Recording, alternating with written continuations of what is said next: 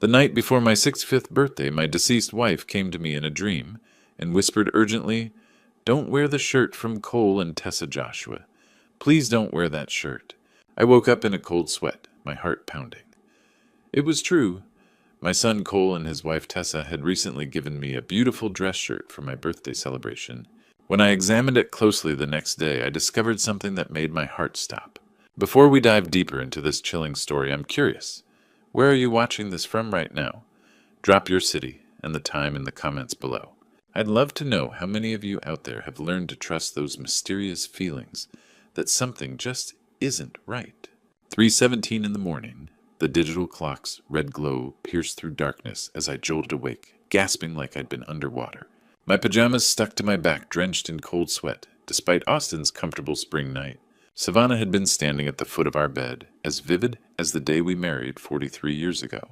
Her silver hair shimmered in the moonlight, and those warm brown eyes that had guided me through decades now burned with desperate urgency. "Joshua," she'd said in that familiar Texas drawl, "you listen to me now. Don't wear that shirt Cole and Tessa brought you. Do you hear me, honey? Don't you dare put on that blue dress shirt." 3 times she'd repeated those words, each time more insistent before fading into shadows like morning mist. I sat up, trembling hands running through my gray hair. The house creaked around me with familiar sounds. 28 years in this Westlake neighborhood, yet tonight everything felt different. Through the window, the Hendersons' porch light cast eerie shadows across their lawn. 2 weeks ago, Cole and Tessa had arrived for Sunday dinner with their gift. The presentation was elaborate. Expensive department store box, tissue paper, the works. My daughter-in-law had been unusually animated. Her blonde hair, perfect designer handbag clutched like armor. "Dad, this is for your big day," Cole had announced, green eyes bright with what I'd thought was genuine affection. The shirt was stunning. Deep navy blue with subtle pinstripes, Egyptian cotton that felt like silk. Tessa picked it out special. She said it would bring out your eyes. Tessa had nodded enthusiastically, manicured hands gesturing. "We wanted something really special, Joshua. 65 is a milestone. You'll look so distinguished at the party." Now in the pre-dawn darkness, their insistence seemed different. Why had Tessa been so specific about the fabric, the fit, how it would photograph under restaurant lighting? Why had Cole mentioned 3 separate times that I absolutely must wear it to tomorrow's celebration at the Riverside Grill? I padded to the kitchen, passing family photos lining the hallway. Cole's graduation, his wedding to Tessa 5 years ago, holidays spanning decades of what I'd believed was genuine happiness. At the sink, I filled a glass with water, the cool liquid doing nothing for the metallic taste of fear in my mouth. 47 years of marriage had taught me to trust Savannah's instincts, even when they defied logic. She'd warned me about business partners who later embezzled funds, about neighbors whose friendly facades hid darker intentions, about investments that seemed too good to be true. But this was our son. Outside, Austin began its slow awakening. Garbage trucks rumbled in the distance, early commuters started their engines.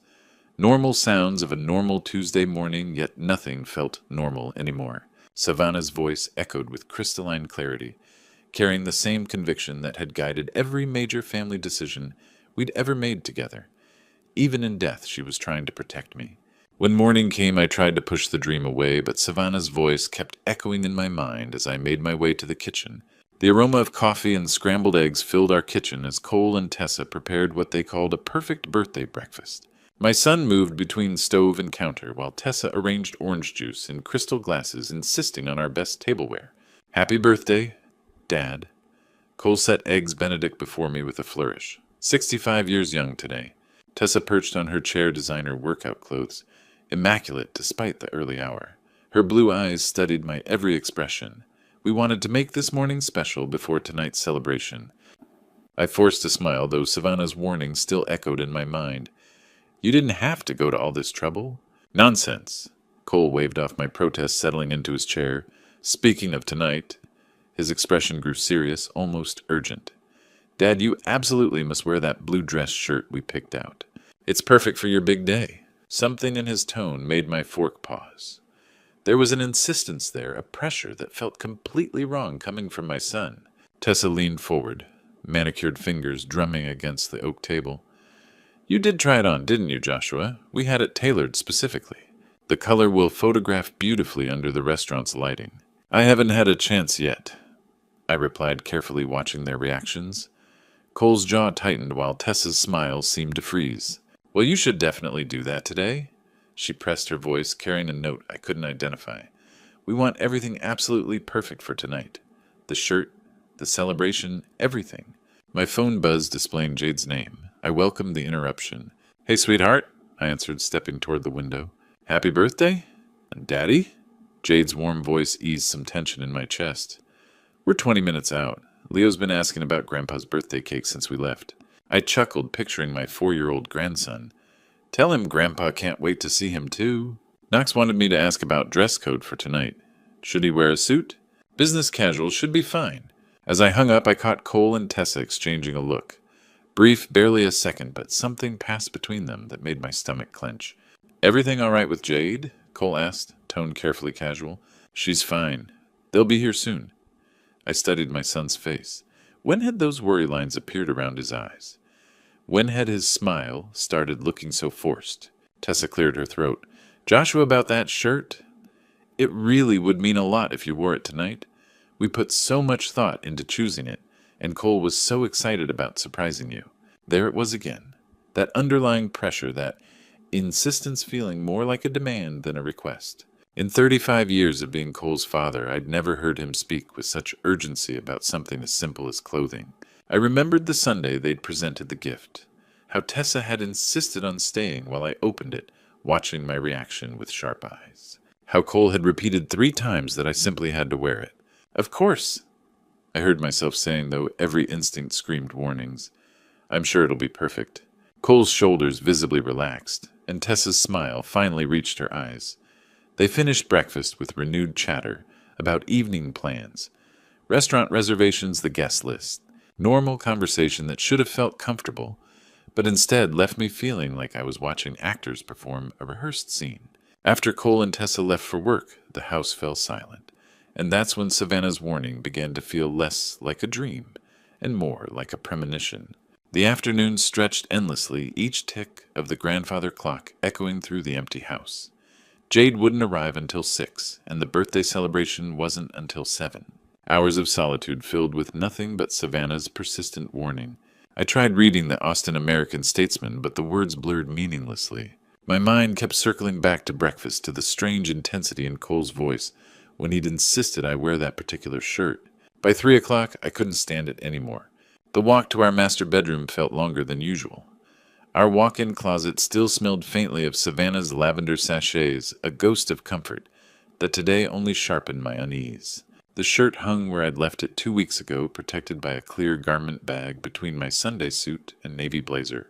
Even through the plastic, the deep blue fabric shimmered, with quality subtle pinstripes catching light from the overhead fixture. I unzipped the bag, carefully recognizing the weight of expensive Egyptian cotton. This was easily a $300 shirt, maybe more. The kind of extravagant gift that should have filled me with gratitude, not this gnawing anxiety. Carrying it to the window where afternoon sunlight streamed through, I examined it closely. The craftsmanship was flawless. Perfectly aligned seams, mother-of-pearl buttons, French cuffs speaking of old-world elegance.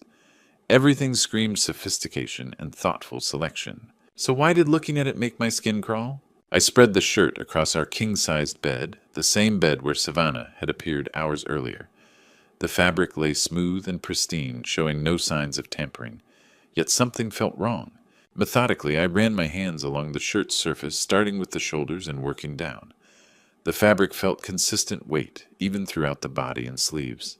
But when my fingers reached the collar area, I paused. There was something different there, not visible but unmistakable to touch.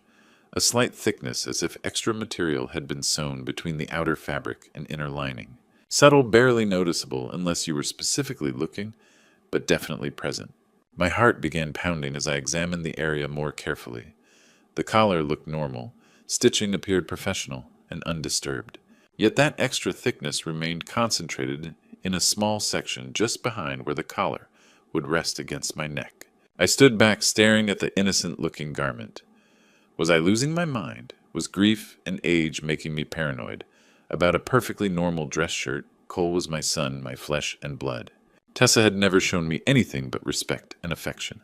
But Savannah's voice whispered through my memory with absolute clarity, "Don't wear that shirt." In 47 years of marriage, my wife had never steered me wrong.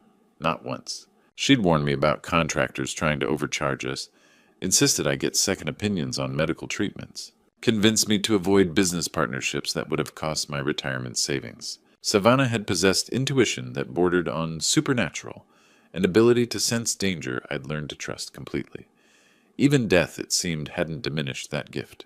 Standing in our bedroom, surrounded by 43 years of shared memories, I made my decision. If there was even the slightest chance something was wrong with this shirt, I had to know. My hands trembled as I reached for the sewing scissors in Savannah's old sewing box. If I was wrong, I'd ruin Cole's expensive gift. But if I was right, the small sewing scissors felt impossibly heavy in my trembling hands as I positioned them against the shirt's collar. Savannah's old Singer's sewing box sat open beside me on the bed, its contents scattered like surgical instruments, thread spools measuring tape, the tiny silver thimble she'd worn smooth with decades of use. I took a steadying breath and made the first cut.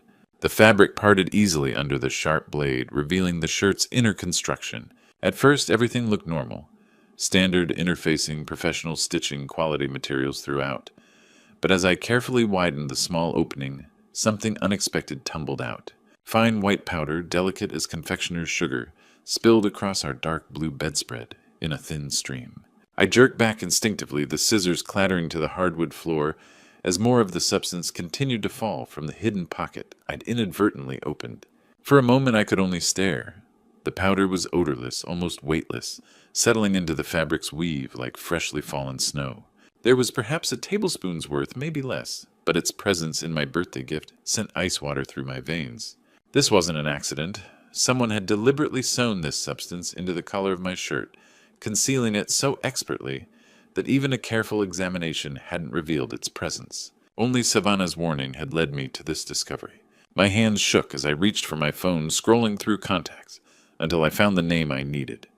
Doctor. Wren Hunt had been my friend since college, a brilliant chemist who'd spent 30 years analyzing everything from industrial compounds to pharmaceutical ingredients. If anyone could tell me what this powder was, it would be Wren. "Joshua?" His voice carried surprise when he answered. "This is unexpected. How are you holding up?" "Wren, I need your help." The words tumbled out in a rush. "I found something, and I think someone's trying to hurt me." The line went quiet for a moment. When Wren spoke again, his tone had shifted to professional concern. "What kind of something?" "White powder. Fine, like flour or cornstarch. It was sewn into a shirt collar, hidden where no one would find it unless they were specifically looking." "Jesus, Joshua. Don't touch it anymore. Don't even breathe near it until we know what it is. Can you get a sample to my lab? How much do you need?" "Just a pinch sealed in a plastic bag. But Joshua—" His voice carried a weight that made my stomach clench. "Be extremely careful handling it. If someone went to the trouble of hiding powder in clothing, it's not baby powder." The drive to Wren's laboratory at the University of Texas felt endless, though the clock on my dashboard showed only 15 minutes had passed. I'd carefully collected a small sample using a plastic spoon, sealing it in a Ziploc bag while holding my breath. The rest of the powder remained scattered across our bedspread. Evidence of what I was beginning to understand might be an attempt on my life. Wren met me at the building's side entrance, his usually cheerful demeanor replaced by grim professionalism. At 63, he still maintained the focused intensity that had made him one of the Southwest's most respected forensic chemists. "Let me see it," he said without preamble, leading me through sterile hallways to his private laboratory. I handed over the sample, watching as he examined it under a magnifying glass before transferring a tiny portion to a glass slide. The next 30 minutes felt like hours as he worked with various instruments, occasionally muttering to himself or making notes on a yellow legal pad. Finally, he looked up from his microscope, his face pale beneath the harsh fluorescent lighting. "Joshua," he said quietly, "this is poison. Contact poison specifically designed to be absorbed through the skin when mixed with perspiration and body heat." The words hit me like physical blows. "What would it do?" "Worn against your neck for several hours, especially during physical activity or emotional stress. Like a birthday party where you'd be moving around, talking, laughing, maybe dancing. It would cause gradual absorption. First you'd feel slightly dizzy, maybe nauseous. Your heart rate would increase. Within a few hours, He paused, clearly struggling with what he had to tell me. Within a few hours, what? Cardiac arrest. It would look completely natural.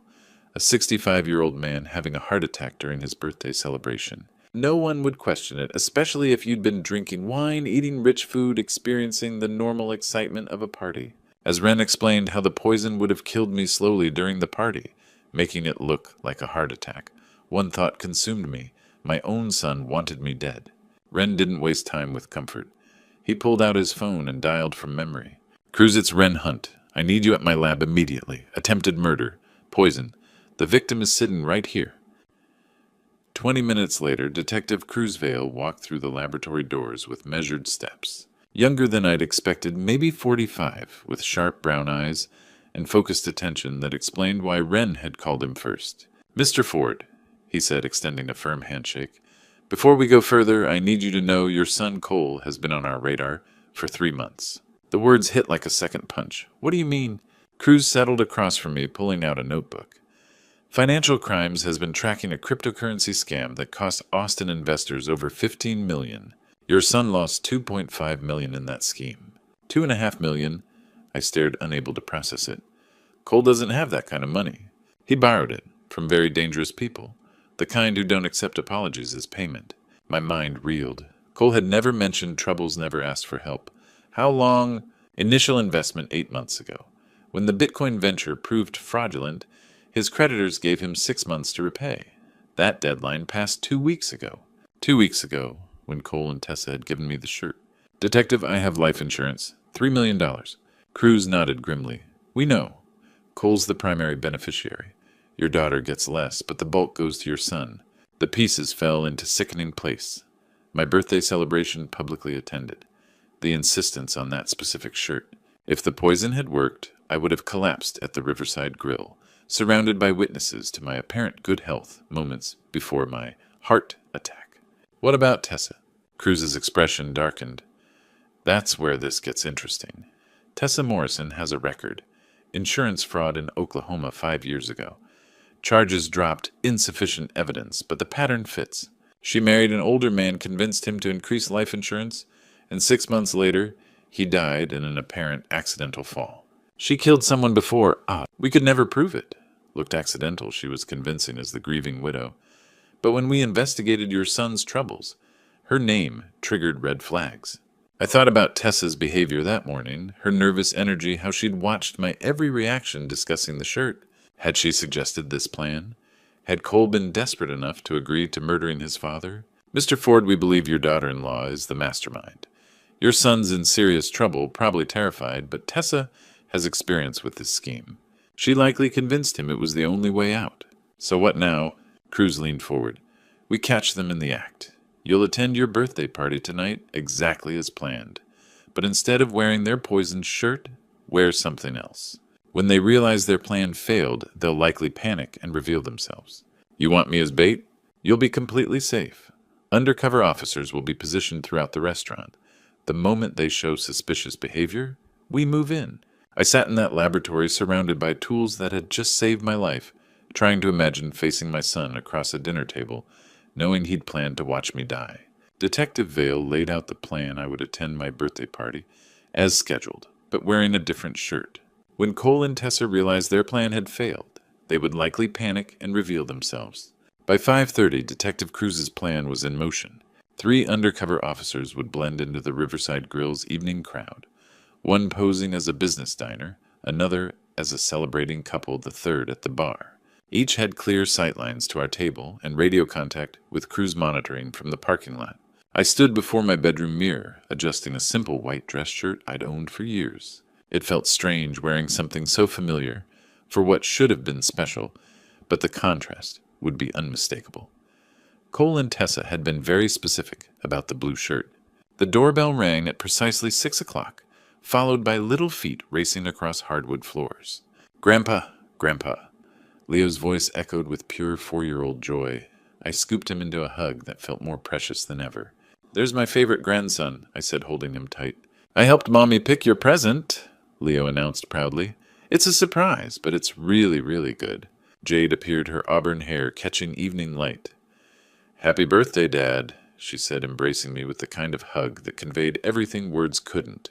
Knox followed with a wrapped package and easy smile. Looking sharp, Joshua. Ready for the big celebration? The drive to the Riverside Grill felt surreal. Leo chattered about birthday cake while Jade discussed seating arrangements. Normal family conversation that should have filled me with contentment instead felt like voices from another life. The restaurant buzzed with evening energy. Our private dining room was decorated with balloons and flowers, a happy 65th birthday banner across one wall.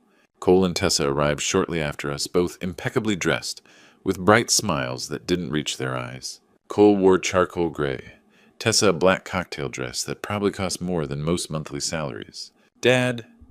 Cole's embrace felt normal, familiar. For a moment I almost convinced myself Detective Cruz had made some terrible mistake. Then his eyes found my shirt. The change was subtle, but unmistakable. Confusion followed by something like panic. Dad, he said carefully, where's the blue shirt, the one Tessa and I picked out? Oh, that, I replied lightly. I decided to go with something more comfortable. You know how I am with new clothes. Tessa stepped forward, her smile now painted on. But Joshua, we chose that shirt specifically for tonight. The color, the fit, everything was perfect for photographs. I'm sure this will photograph just fine, I said, watching as she exchanged a worried glance with Cole. More guests arrived, colleagues, neighbors, old friends who'd known Savannah and me for decades. The room filled with laughter and conversation, the kind of celebration that should have marked a milestone birthday. But I watched Cole and Tessa instead. They stood near the windows, engaged in increasingly urgent, whispered conversation. Tessa's hands moved expressively, her agitation clear in every gesture. Cole kept running fingers through his hair, a nervous habit from childhood. Everything all right? I asked, approaching them during a lull in greetings. Of course, Dad, Cole replied too quickly. Just discussing the evening schedule. Tessa's laugh sounded forced. We want everything perfect for your special day. As dinner service began, their anxiety became impossible to hide. Tessa barely touched her salmon, constantly checking her phone. Cole excused himself twice for business calls, returning each time more agitated. The undercover officers played their roles perfectly. The business dinner patron occasionally glanced our way while reviewing documents. The anniversary couple shared quiet conversation and wine. The solo diner at the bar seemed absorbed in his phone but positioned to see everything. As the party continued and more guests arrived, I watched my son and daughter-in-law grow increasingly agitated. It was time to end this charade.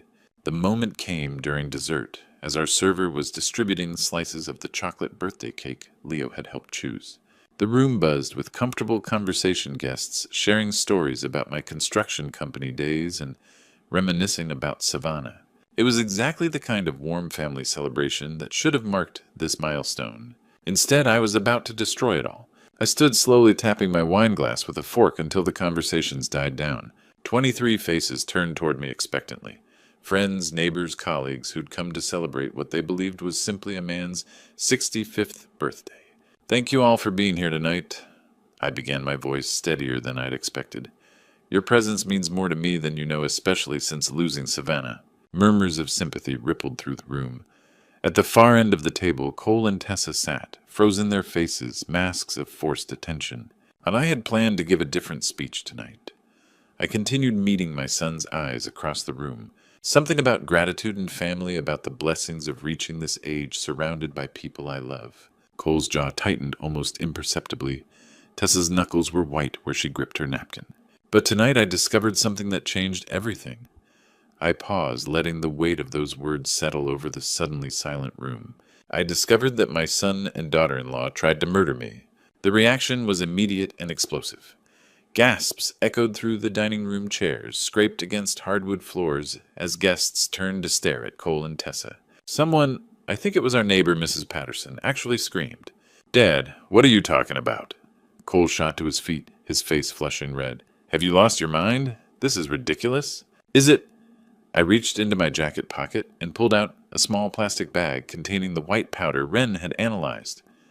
This is contact poison coal. It was sewn into the collar of that blue dress shirt you and Tessa insisted I wear tonight. Tessa had gone completely pale, her designer makeup, unable to hide the terror in her eyes. Joshua, you're obviously confused. Maybe we should get you to a doctor.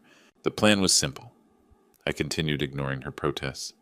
I would wear the poison shirt to my birthday party.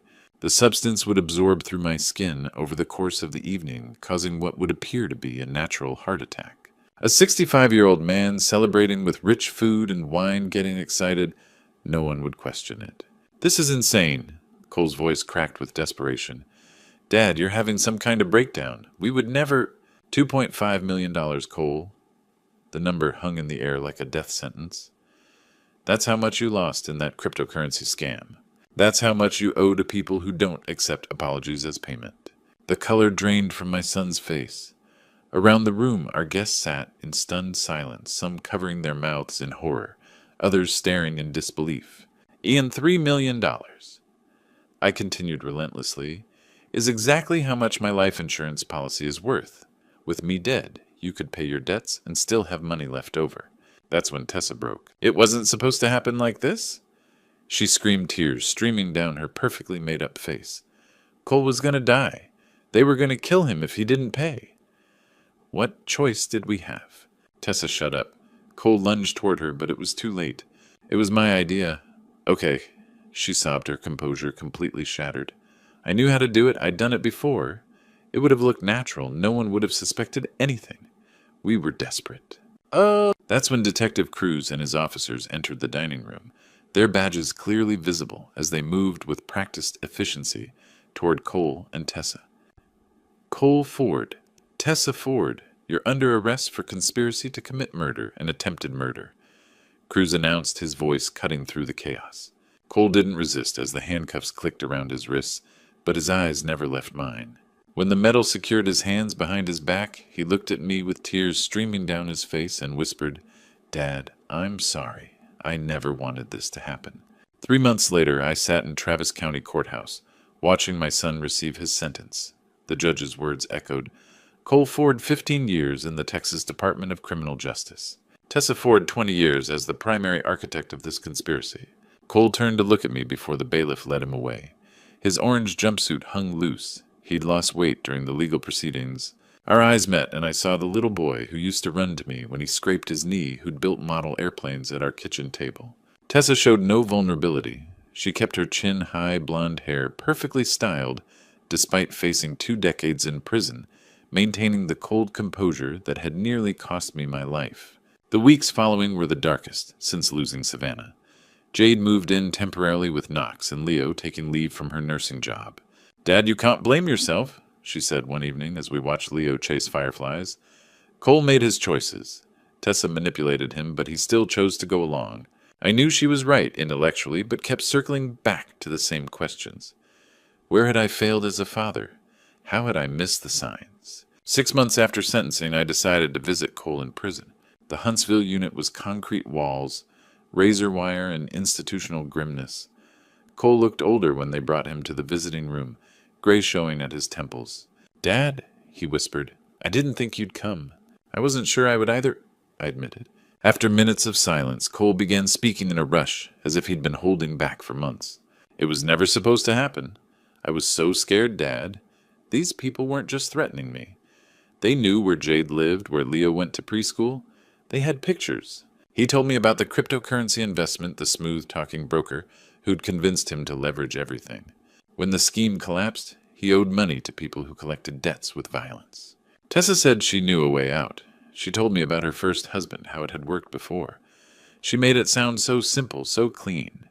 You'd just go to sleep at the party. But it would have been murder, Cole, I said quietly. Your father's murder. Looking at this broken man who'd once been my pride, I felt anger loosen, replaced by pity. Cole, I said, reaching across to touch his hand, I forgive you. He looked up with red-rimmed eyes. How can you possibly forgive me? Because you're still my son. Because forgiveness isn't about what you deserve. It's about what I choose to carry. 2 weeks later, I drove to Austin Memorial Gardens, where Savannah rested. I brought white roses and sat on our bench. Thank you, I said aloud. Thank you for the warning. Thank you for saving me. A gentle breeze stirred the oak trees, and for a moment I could have sworn I felt her hand on my shoulder. Standing at Savannah's grave 6 months later, I finally understood that love sometimes means protecting those we care about, even from beyond. Today, 2 years later, I live in a small house just 10 minutes from Jade's family. Every Sunday, Leo runs through my front door with the same boundless energy calling, "Grandpa," as he shows me his latest drawings or tells me about his adventures at school. These moments have become my anchor, reminding me that life continues, that love endures even after betrayal tries to destroy it. Looking back on this true story, I realize how dangerously naive I was. For 65 years, I believed that family meant safety, that blood ties guaranteed loyalty. I trusted without question, loved without boundaries, and nearly died because of it. Don't be like me. Don't assume that sharing DNA means sharing values. Even those closest to us can harbor darkness we never imagined. The hardest lesson I learned is that sometimes the people who know us best are the ones most capable of hurting us. They know our weaknesses, our routines, our blind spots. Cole knew I would never suspect him.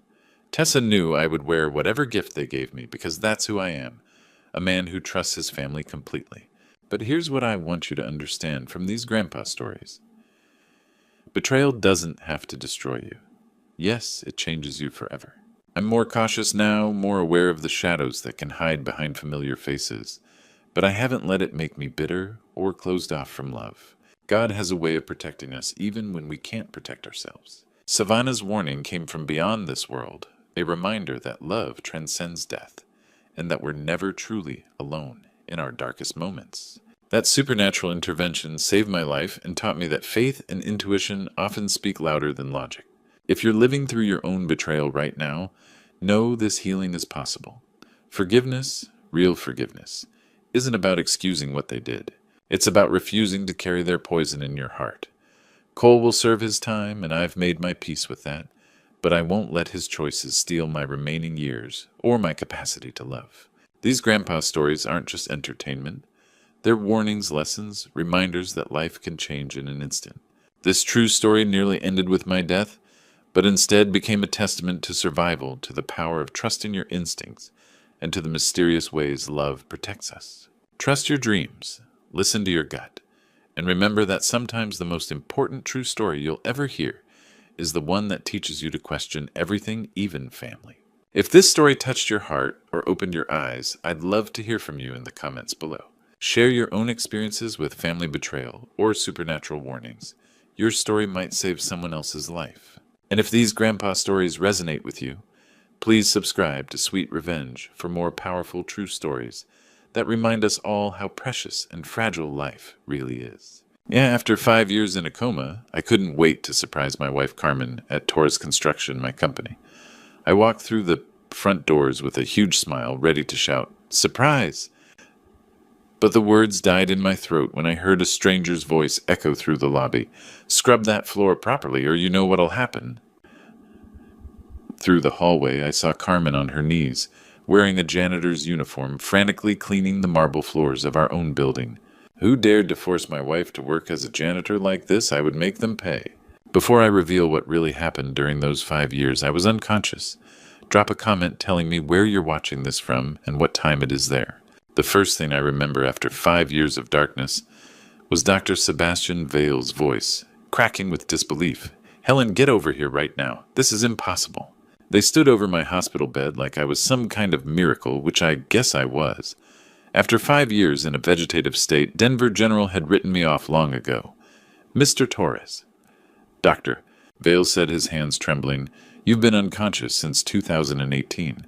We're calling it a medical miracle." As consciousness returned, memories flooded back like a warm embrace. Sophia's giggles echoing through our Denver home as she chased our golden retriever. Carmen's soft humming while preparing Sunday dinners, brushing flour from her apron with that beautiful smile. Those were the golden days at Torres Construction when I'd built the company from nothing into Denver's most trusted construction firm. Every evening I'd come home covered in sawdust, and Carmen would tease me about tracking dirt through her clean house. Sophia would run into my arms, not caring how dirty my work clothes were.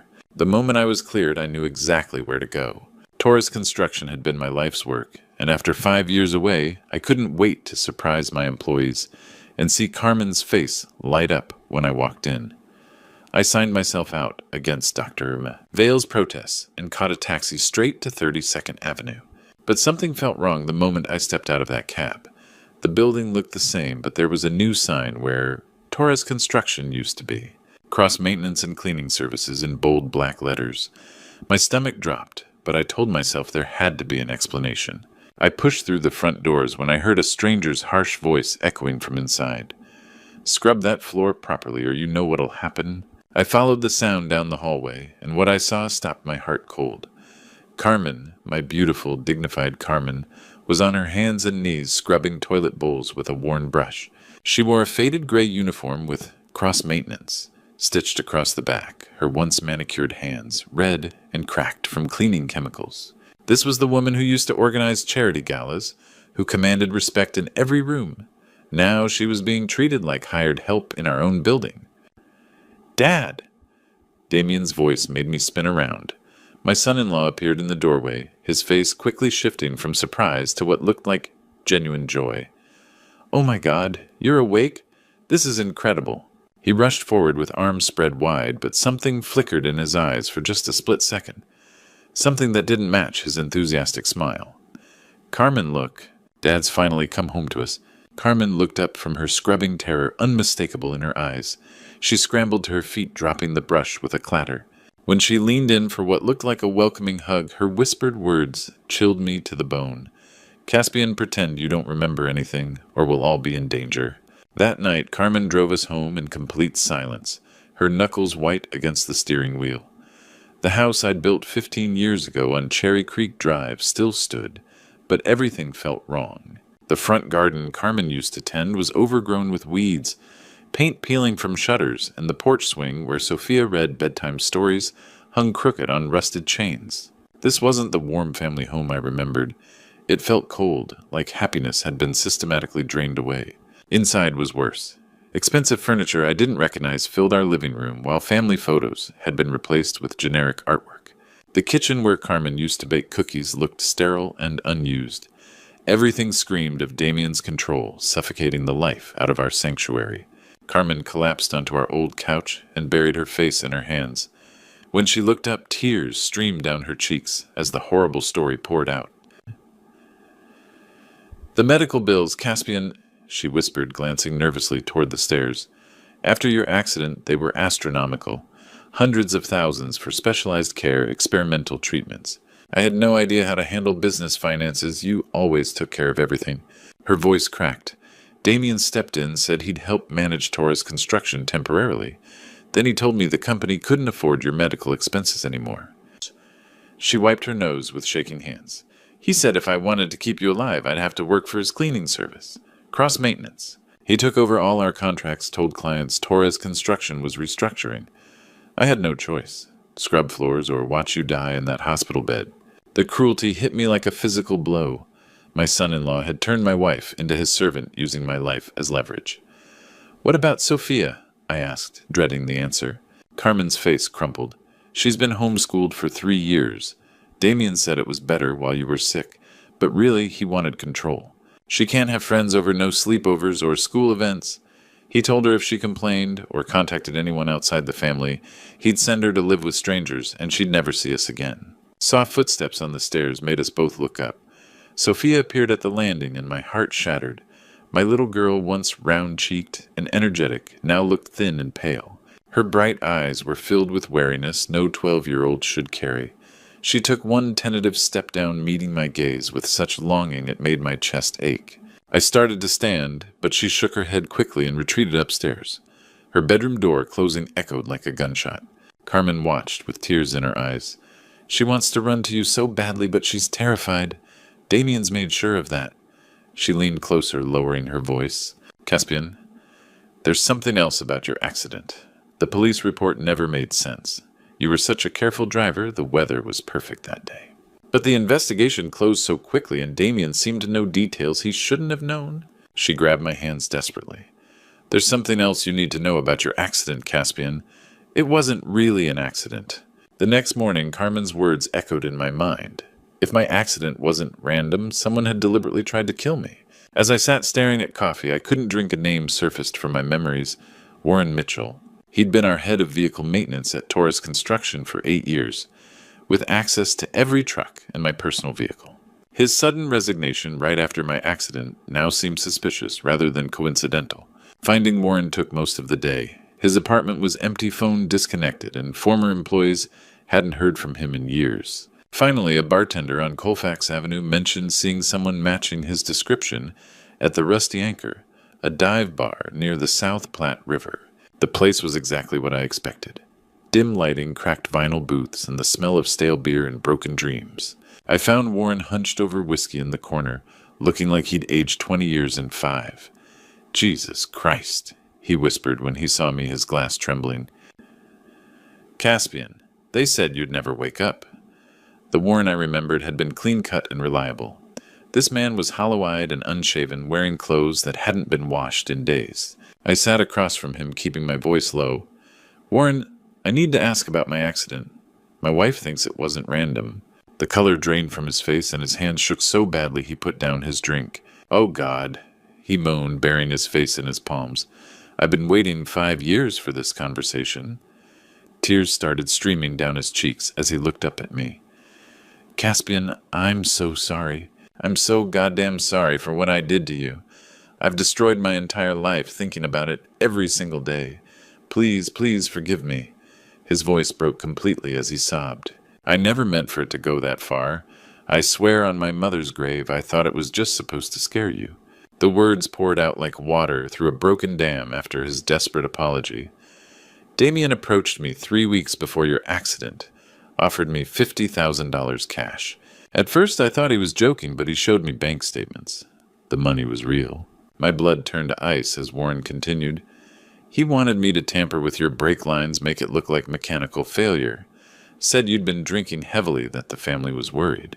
He convinced me it was an intervention just to scare you into getting help." Warren's voice cracked. "But when I loosened those brake fittings, I knew it wasn't about scaring anyone. Those brakes would fail completely on the first steep hill. The full scope of Damien's betrayal hit me like a sledgehammer. He planned this from the beginning," I said. "The accident taking over the company, controlling my family. It was all calculated." Warren nodded miserably. "After the crash, when they said you might never wake up, I realized what I'd done. I'd helped him commit attempted murder. I quit the next day, couldn't stand being around Torres Construction. I've been drinking myself to death since, trying to forget." "Warren, do you have any proof? Anything that could prove Damien paid you?" Warren's eyes lit up with desperate hope. Yes, I do. But not here." He stood unsteadily. "It's all back at my place. A storage unit on Federal Boulevard. I kept everything hidden there. Bank records, recordings, photos, everything." He grabbed my arm urgently. "Come with me right now. I'll show you everything. I'll testify against him, Mr. Torres. I can't live with this guilt anymore. I have everything we need to destroy him." With Warren's evidence secured, we knew we had the ammunition to destroy Damien, but I needed professional guidance to use it effectively. Warren suggested Maxwell Stone, a prominent attorney, whose downtown office occupied the top floor of Republic Plaza. Stone had built his reputation taking down corrupt executives, and had never lost a corporate fraud case. Maxwell Stone was exactly what I had expected. Silver-haired, sharp-eyed, wearing a suit that cost more than most people's cars. He spread Warren's evidence across his conference table like a general planning a military campaign.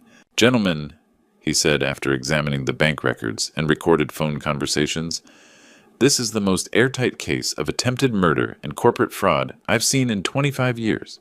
He held up an audio recording where Damien's voice was crystal clear, discussing brake tampering.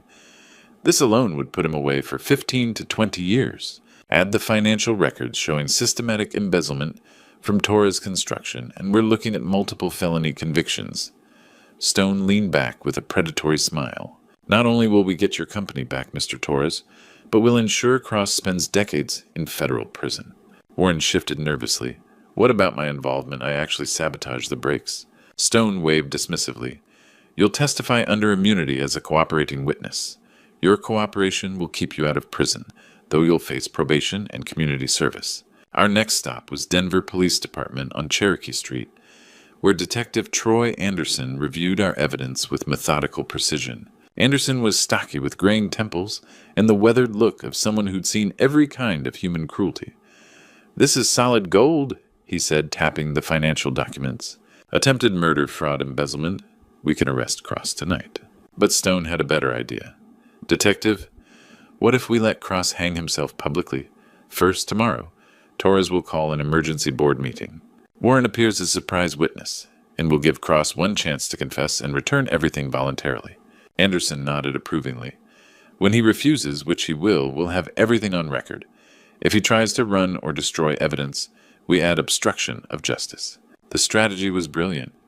We'd confront Damien in his moment of triumph, surrounded by the company he'd stolen with Warren's testimony, destroying his lies piece by piece. Stone would be there as legal counsel, Anderson would have backup units ready outside, and Warren would deliver the knockout blow with recorded evidence. That evening, sitting in our living room on Cherry Creek Drive, I felt something I hadn't experienced in 5 years.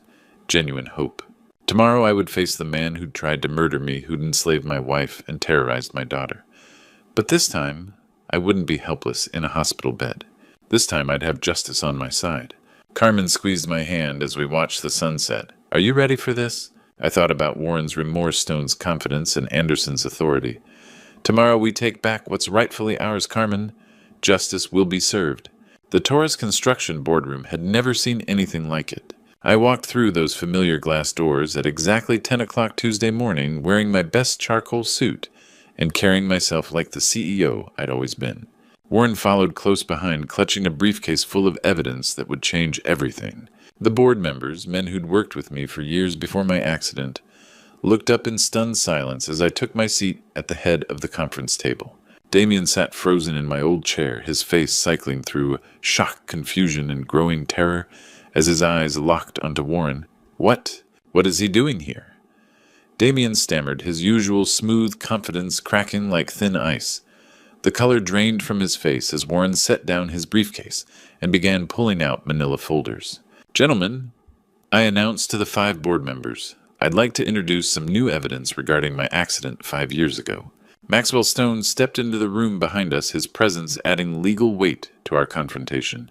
Warren Mitchell, our former head of vehicle maintenance, has something important to share with all of you. Warren's hands trembled as he stood, but his voice grew stronger with each word. 5 years ago, Damien Cross paid me $50,000 to sabotage Mr. Torres's brake system. The boardroom erupted in gasps and angry murmurs. Warren held up a digital recorder. I have our entire conversation recorded, including his specific instructions on how to make the accident look mechanical. He pressed play, and Damien's voice filled the room with crystal clarity. Make sure those brakes fail completely on the first hill he hits. It needs to look like an accident, Warren. No one can ever trace this back to us. The recording continued for several damning minutes, with Damien discussing payment schedules and cleanup procedures. That's not all. Warren continued spreading bank statements across the table. Here are the wire transfers showing Damien's payments to my account. And these, he held up photographs, show the brake damage before I doctored the repair reports. Damien finally found his voice, but it came out as a desperate whisper. You can't prove anything. Warren's a drunk liar. This is all fabricated. Stone stepped forward with a predatory smile. Mr. Cross, we also have evidence of systematic embezzlement from Torres construction accounts, fraudulent contracts, and identity theft. The FBI will be very interested in your creative bookkeeping. The board members stared at Damien with disgust and horror. Tom Bradley, our longest-serving member, spoke for everyone. Damien, you need to resign immediately and return control of this company to its rightful owner. Cornered and exposed, Damien's shoulders sagged in defeat. With shaking hands, he signed the resignation papers Stone had prepared, officially transferring all authority back to me. The man who'd tried to murder me, who'd enslaved my wife and terrorized my daughter, was finally stripped of his stolen power. But as Damien gathered his things to leave, his defeated posture straightened into something darker. At the boardroom door, he turned back with eyes full of pure hatred. This isn't over, old man, he snarled, his mask of civility completely gone. You think you've won, but you have no idea what I'm capable of. You'll regret this. The door slammed behind him with such force that the conference table shook. Warren collapsed into his chair, emotionally drained from his confession. The board members sat in stunned silence, processing the revelation that their company had been run by an attempted murderer for 5 years. I should have felt victorious, but Damien's parting words echoed in my mind like a warning. This battle was won, but something told me the war was far from over. The week following our boardroom victory felt like stepping back into a life I thought was lost forever. Carmen's transformation was immediate and beautiful. The morning after Damien's resignation, she walked into our bedroom, carrying the gray cross-maintenance uniform she'd been forced to wear for 3 years. Without a word, she tossed it into the fireplace and lit a match. As the fabric burned, tears of relief streamed down her face. "I never have to wear that again," she whispered. She threw herself back into being the woman I'd married, organizing our household, cooking elaborate dinners, and becoming the mother Sophia desperately needed. Her laughter returned, filling our house on Cherry Creek Drive with warmth. She started tending her garden again, planting flowers where neglect had left only weeds. The most precious change was watching Sophia emerge from her shell of fear. 3 days after I'd reclaimed Torres Construction, she knocked on my office doorframe. "Dad, can we talk?" For 2 hours my 12-year-old daughter told me about her nightmare, how Damien had isolated her from friends claiming they were bad influences, how he'd convinced her that speaking to anyone outside the family would result in her being sent away forever. "He used to stand outside my bedroom door at night," she said quietly, not saying anything, just listening, making sure I knew he was watching. I kept my voice gentle despite my rage. "Sweetheart, that's never going to happen again. You're safe now." Her face lit up with the first genuine smile I'd seen since waking up. "Really, I can go back to regular school. Have sleevers."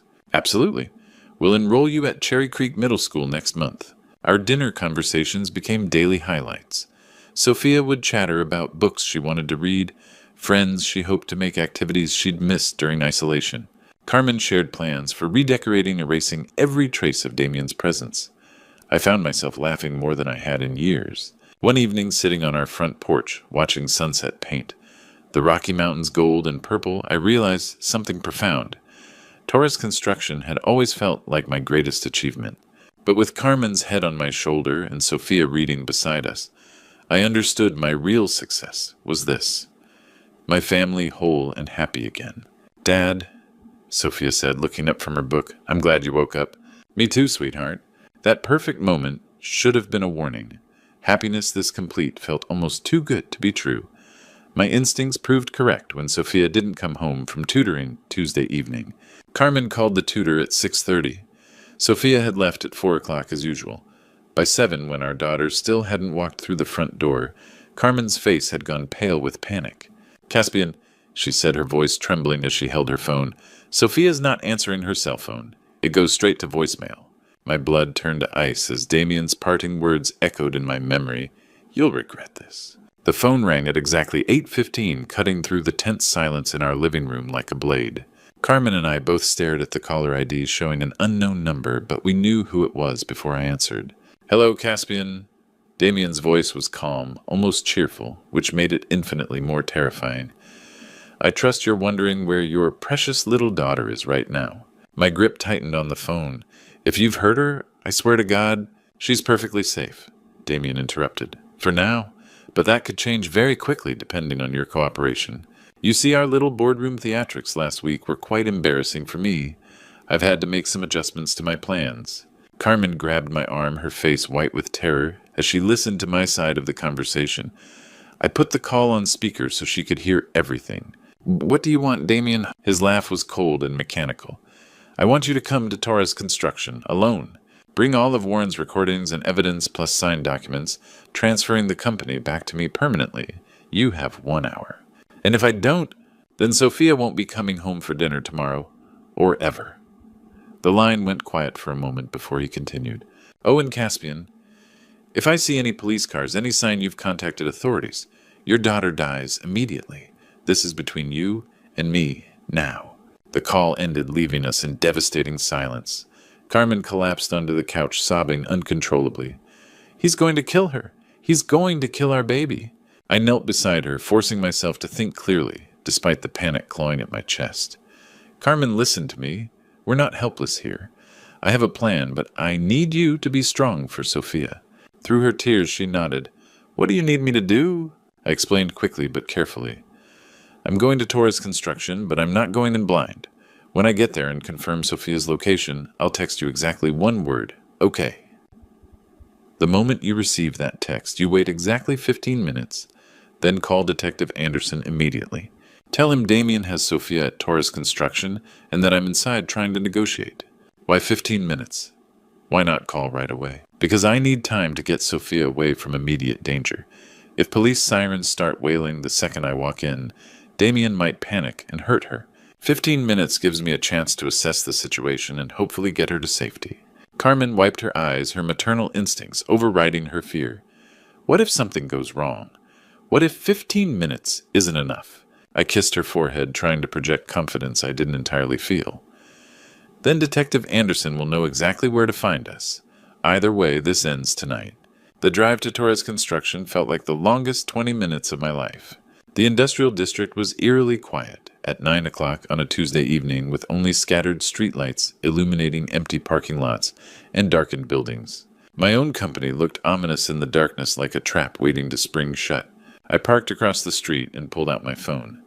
My hands were steadier than I had expected as I typed the message that would either save my daughter or get us both killed.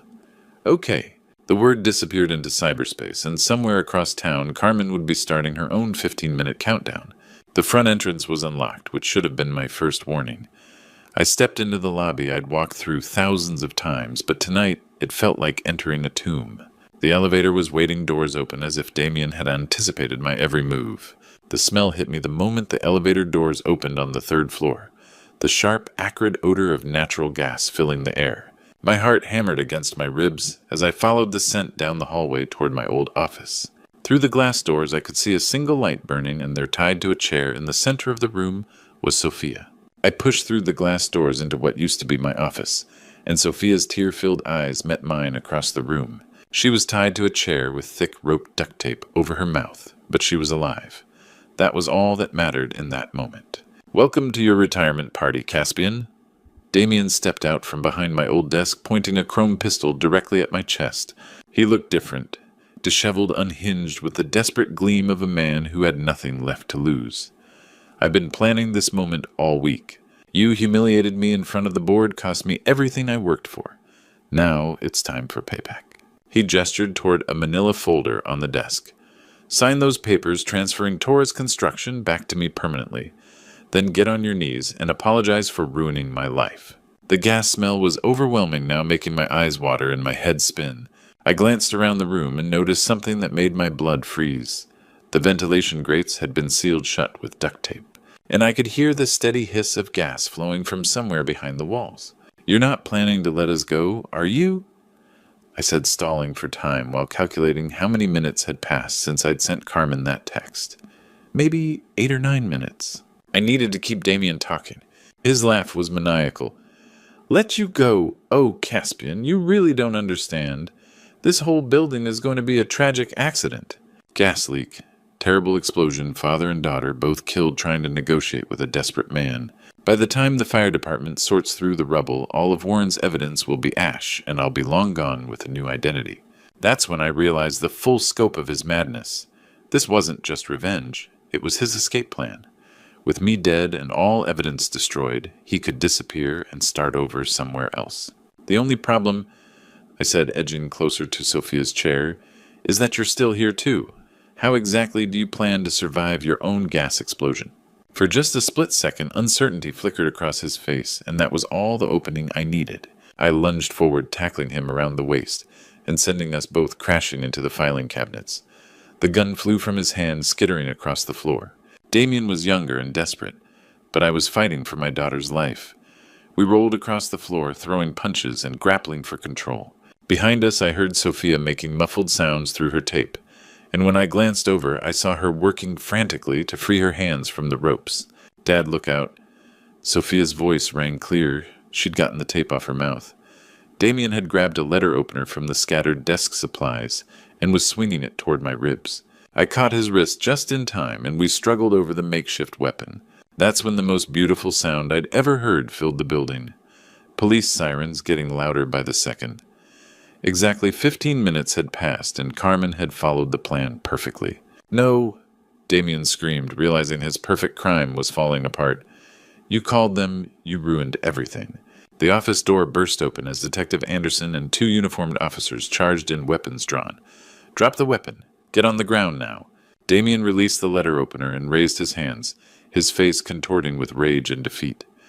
As the officers handcuffed him, I rushed to Sophia and finished untying her ropes. Carmen appeared in the doorway, tears streaming down her face as she ran to embrace us both. "We need to evacuate immediately," Anderson shouted over the growing hiss of gas. "This whole floor is about to blow." We ran for the stairs, Carmen clutching Sophia, while I helped Anderson drag the handcuffed Damien. We'd just reached the parking lot when Torres Construction erupted in a massive fireball that lit up the Denver skyline. Damien lay on the asphalt, burned and broken, but alive to face justice. As I held my family tight watching my company burn, I realized I'd never been happier to lose a building in my life. 6 months later, I stood in the lobby of our brand new headquarters on 17th Street, watching the morning sun stream through floor-to-ceiling windows that replaced the old brick walls of our destroyed building. The gleaming steel and glass structure rose 12 stories into the Denver sky, a testament to resilience and rebirth.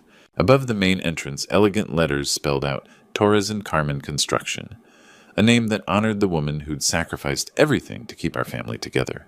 The decision to make Carmen my full business partner wasn't just symbolic. Over the past half year, she'd thrown herself into learning every aspect of construction management, taking courses at the University of Colorado, Denver, and earning her contractor's license. The woman who once apologized for not understanding business finances now reviewed budgets with the precision of a seasoned executive. She transformed from a frightened victim into a formidable businesswoman who commanded respect in every boardroom she entered.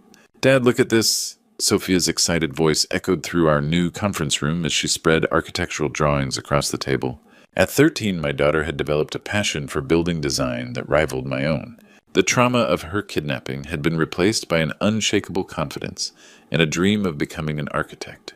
She spent weekends at construction sites wearing a hard hat and asking our foreman detailed questions about structural engineering. The scared, isolated girl Damien had tried to break was now a vibrant teenager with plans to change Denver's skyline. Justice had been swift and decisive for Damien Cross. The evidence Warren provided, combined with the attempted murder charges from our final confrontation, resulted in a 25-year federal prison sentence. The judge had been particularly harsh, noting that Damien's crimes represented a calculated betrayal of family trust that strikes at the heart of human decency. He would spend the next quarter-century in a maximum security facility with no possibility of parole. But this story isn't really about revenge or justice. It's about the unbreakable bonds of family and the power of hope to overcome even the darkest circumstances. For 5 years, I lay unconscious while evil took root in my home, but love proved stronger than hatred. Carmen's sacrificial devotion kept me alive. Sophia's courage helped her survive psychological torture. Warren's guilt ultimately led him to redemption and helped us reclaim our lives. Standing in our new building, surrounded by the family I'd almost lost forever, I understood something profound about the nature of success.